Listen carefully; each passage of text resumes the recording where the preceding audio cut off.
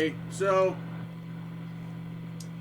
everybody should know Rough Cut. I think they only put out like 2 albums. One album, the main one.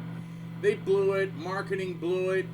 They took away most of the metal songs that they were playing and tried to push in ballads, power ballads, stupid songs. There's really only 2 or 3 good songs. And I saw Rough Cut like from the beginning till they were gone.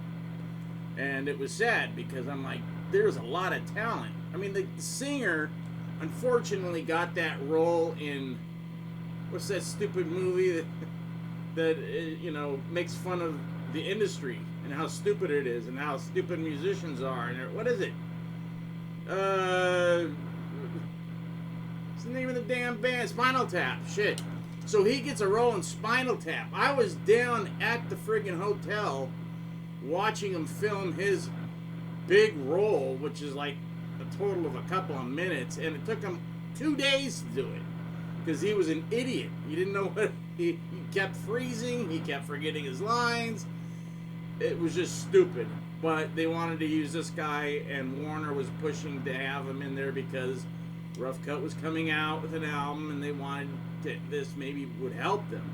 I don't know why starring in Spinal Tap would help a band, especially a metal band. When I saw it when it first came out, I thought it was funny as hell, and I loved it. The funniest part, of course, is when that little teeny, Stonehenge comes down in the midget. I was laughing so hard I was crying. And then I just kept laughing and laughing because I kept thinking back to how stupid that looked. And my first wife was with me, and she goes, "Shut up." I go, "I can't stop laughing. I can't stop thinking about it. It's so stupid." I go, "I can see that happening to a band. A band. And then a year later, it happens to my band. So we get, friggin' backed by, not backed, but a special effects company that worked with my bass player who worked at Warner. Said, "Hey, you know what? We'll just come and do special effects for you for the hell of it, and we'll try out new stuff, and, we'll tell you guys where to stand so you won't get your heads blown off." So we had flash pots, we had smoke machines, every kind of smoke machine. And the drummer's like, "I want something, special for when I'm doing my drum solo." This was Daz Bash, who went on to go into Paradise. I thought they sucked, but they were better than Stiletto, which was my band. And the only reason Stiletto sucked was Daz had to bring his stupid friend Kip. It was really his roommate. And he was a horrible guitar player. He had a shitty sounding, I don't know what it was. Some kind of Strat. And he jammed some junk humbucker in there, and he thought he was Eddie Van Halen. So he played every solo right here.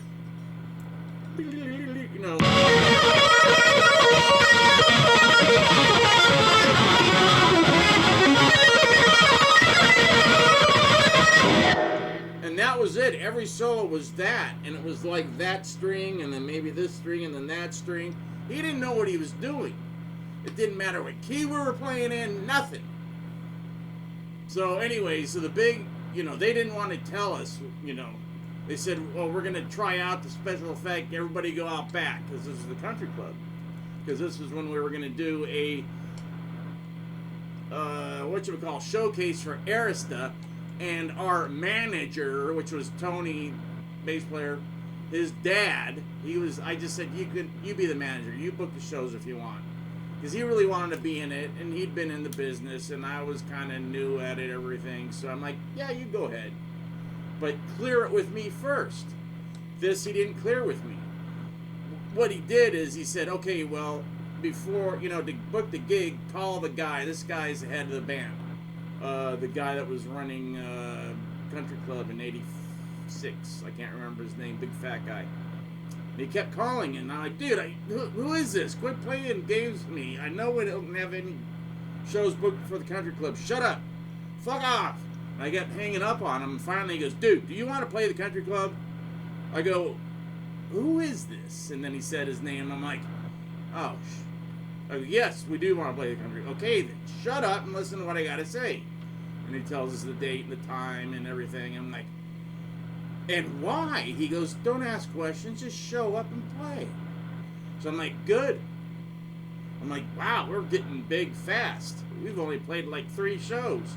And the first one was horrible. And David Lee Roth, which I did a story about a couple nights ago, last week, walked out on us. So if David Lee Roth walks out on you, that's either good or bad. Or both. I don't know. So the big thing was, and we couldn't see anything. Like, what is it, the big deal? So when he started his drum solo, out from under his drum riser came this little, about that tall, it looked like a piece of dog shit. I'm like, it's a pile of dog shit. It was supposed to be a volcano. So it was going to spew out red smoke and then white smoke, and then there was going to be some fire flash pot things going off around it, all while for his, right in front of his drum riser while he's doing his solo.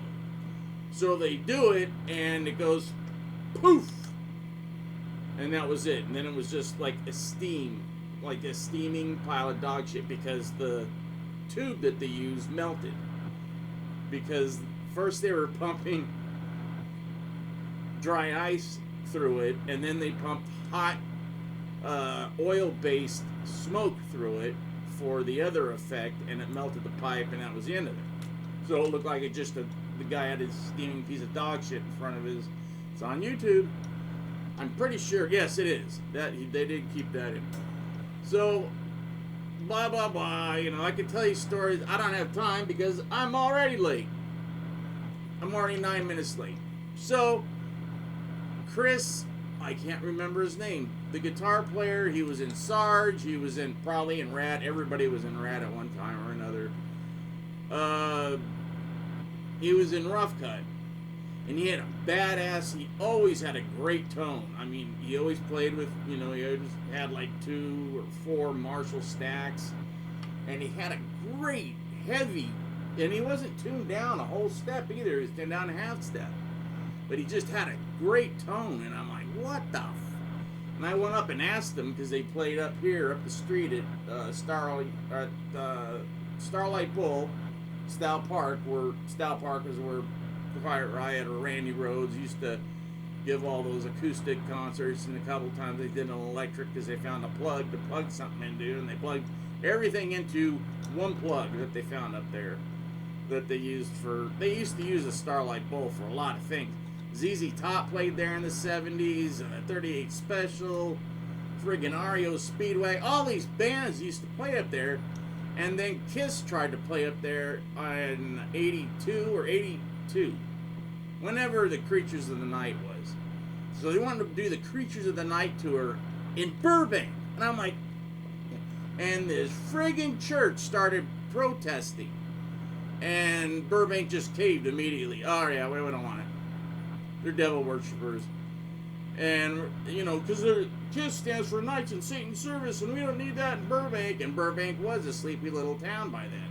It was a big, booming airplane, Lockheed Martin, and, Lockheed, really, and Skunk Works, and they designed the SR-71 and the U-2. Everything happened here. They built the P-38 Lightning here. If you know about airplanes, you gotta know what that is. So, Burbank was nothing. It was a farm town, then it was a boom town, and then it was a farm town. So I'm gonna play this one song, and then I gotta go.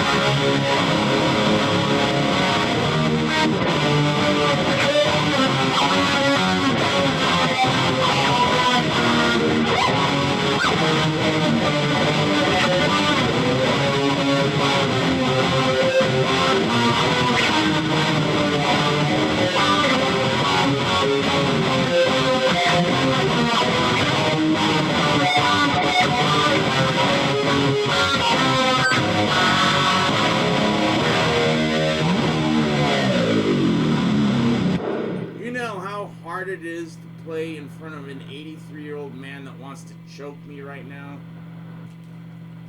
My dad's home. This is my dad. Say hi, Dad. Hi, Dad. Okay, so that's a little bit of a song that Chris wrote called Take Her. I'll try it again tomorrow. I got started late. I slept in. It's a hard day. It's Sunday. Should have gone to church. Go to church if you didn't. All right, see ya. My dad says bye, Dad.